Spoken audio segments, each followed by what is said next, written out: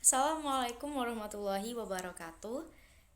Perkenalkan, nama saya Distina Lintang, perwakilan dari kelompok 13 Studi Quran dan Hadis UIN Said Ali Rahmatullah Tulungagung kelas MKS 1D. Di sini kami akan membahas tentang ilmu al-jarh wa ta'dil. Sebelumnya perkenalkan saya untuk memperkenalkan kelompok saya terlebih dahulu. Yang pertama adalah saya, yang kedua adalah Farida Putri, yang ketiga adalah Desi Rahma Wahyuni. A. Pengertian al-jarh wa ta'dil. Jarh adalah memberi sifat dengan sesuatu yang mengakibatkan kelemahan dan penangguhan atas apa yang diriwayatkan perawi kepada kita, dan menolak atau melemahkan semua yang berasal dari perawi tersebut. Sedang al-ta'dil adalah memberi sifat perawi dalam hal keadilan dan kedabitan yang menyebabkan diterima periwayatnya, termasuk di dalamnya hadis mutawir, sahih, hasan, dan macam-macamnya. Lain itu sebuah hukum atau penilaian yang menghendaki kita untuk mentawakufkan sampai diketahui murajihnya dengan benar. Jadi yang dimaksud dengan Jawa ta'dil adalah suatu upaya kreatif ulama muhadisin di dalam memilah, memilih, dan meneliti serta mengkaji kualitas para perawi yang menyampaikan sebuah hadis. Yang ketiga adalah B adalah syarat-syarat dalam Jawa ta'dil. Seorang ulama al-jarh wa ta'dil harus memenuhi kriteria-kriteria yang menjadikannya objektif dalam upaya menguak karakteristik para periwayat. Syarat-syaratnya adalah yang pertama, berilmu, bertakwa, wara, dan jujur. Yang kedua, mengetahui sebab-sebab al-jarh wa al-ta'dil. Yang ketiga, kebanyakan hadis-hadisnya itu marfu. Yang keempat, kualitas hadisnya kebanyakan sahih. Yang kelima, memuat hadis-hadis sebagai masalah keagamaan seperti akidah, hukum, perbudakan, tata cara makan, minum, safar dan berada di rumah, tafsir, sejarah, kebiasaan hidup, perbuatan baik dan buruk, dan sebagainya.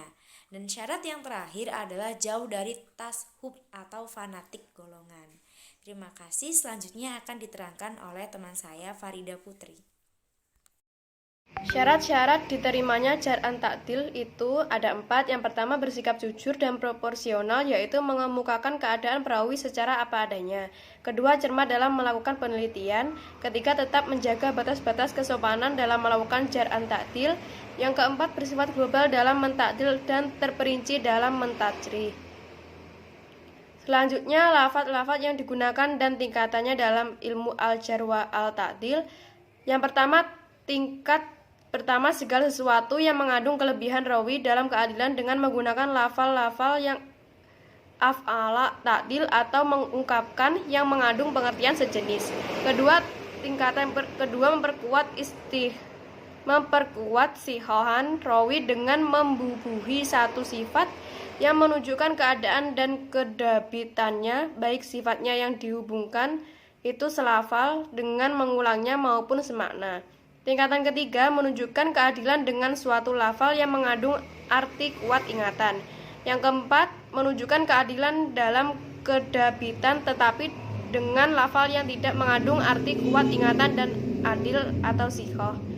Tingkatan kelima, menunjukkan kejujuran rawi tetapi tidak diketahui adanya kedabitan.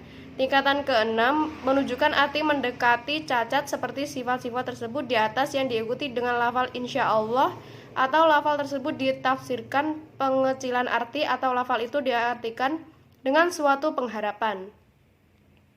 Tingkat-tingkat ta'dil ada 6 tingkatan. Yang pertama, mengandung atau menggunakan bentuk superlatif dalam pentakdilan atau dengan menggunakan wazan af'ala dengan menggunakan ungkapan-ungkapan.